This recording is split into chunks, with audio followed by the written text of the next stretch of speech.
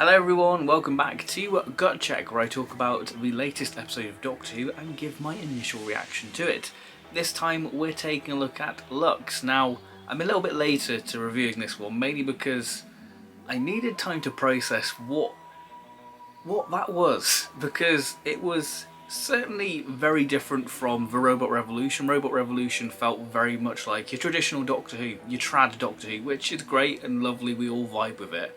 This is breaking very much the fourth wall, as it were, and seeing the outpouring online and the love saying this is one of the best Doctor Who stories, this is peak Doctor Who, and I'm here just going, it was alright. Like, I don't know where I stand. I thought that I like it, but I don't love it. So we talk about the things that I really liked about Lux and the things that made me go, I'm not too sure on that. So what did I think of Lux? Well, I thought it was bold, ambitious and experimental and very unique, but also at the same time it felt very much like a highbrow version of Tooth and Claw, especially with the way the villain is dispatched within this story.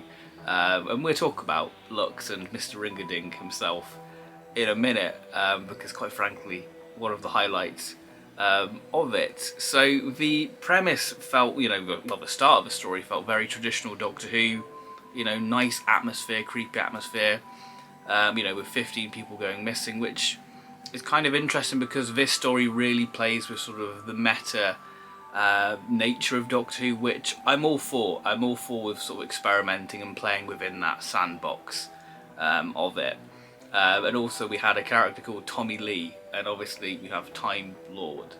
So whether that was a deliberate thing set up with 15 people going missing, and the way Mrs. Flood says at the end about sort of, limited run, yeah, it's all getting very meta, and obviously Mrs. Flood is no stranger to breaking the fourth wall, and this story does it in spades, and we'll get to the fan bit in a minute. The 15th Doctor and Belinda, I am still loving their dynamic. I think that it just feels real great to have sort of a companion who's doesn't really want to be there, and she's just like, great, we've got the signal, let's go back to the TARDIS and try and get back home. And I like that we're getting a bit more backstory to Belinda with her family.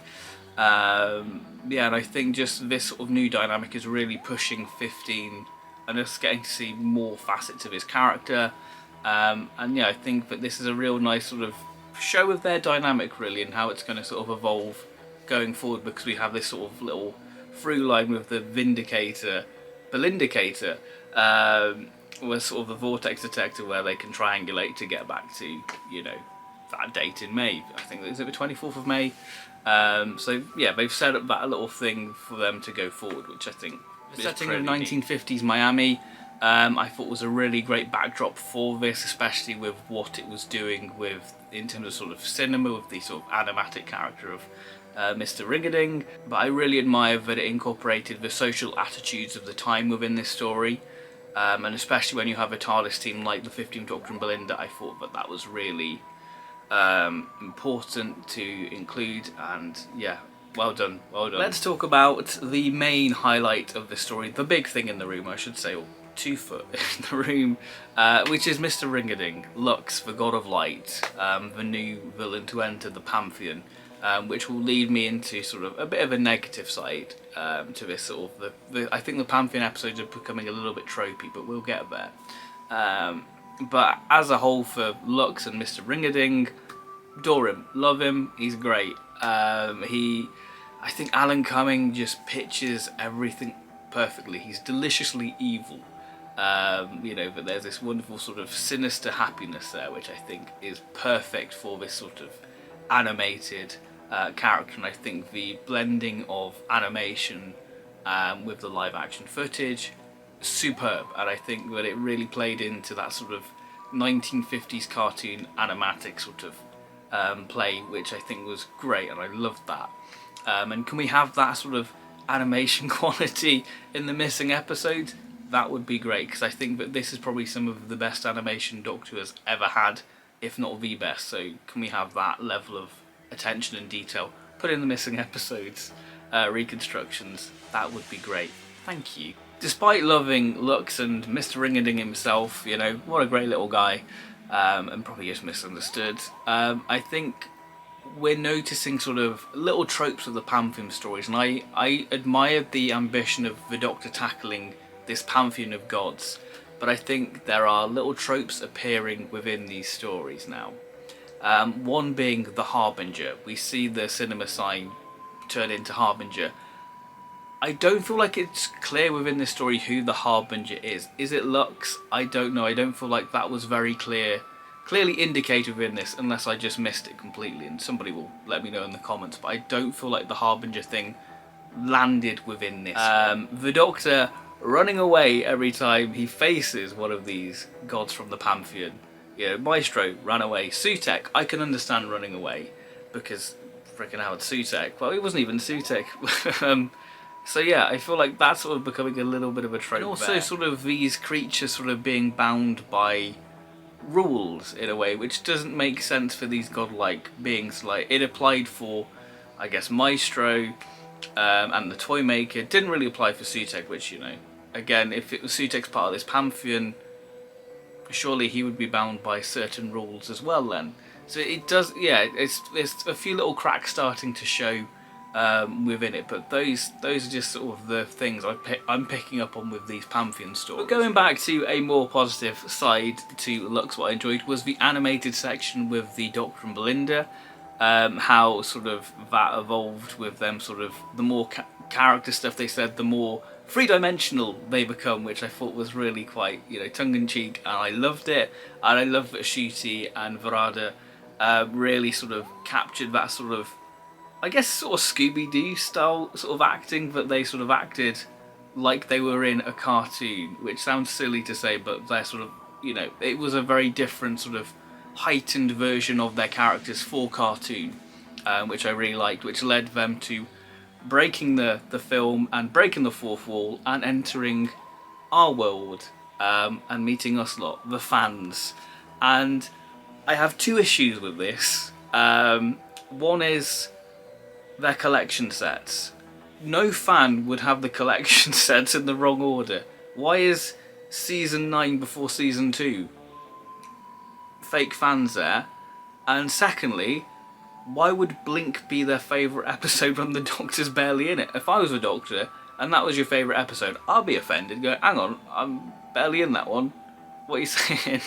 But no, all jokes aside, I didn't mind the fan bit, you know, I thought it was fine, you know, and I think that in a way it was a bit of a love letter, and I guess Russell just poking fun at us and himself, because, you know, he's one of us after all, you know, the whole, it was great but it's only a 7 out of 10, you know, stuff like that where you're like, yeah, that is such a Doctor Who fan thing.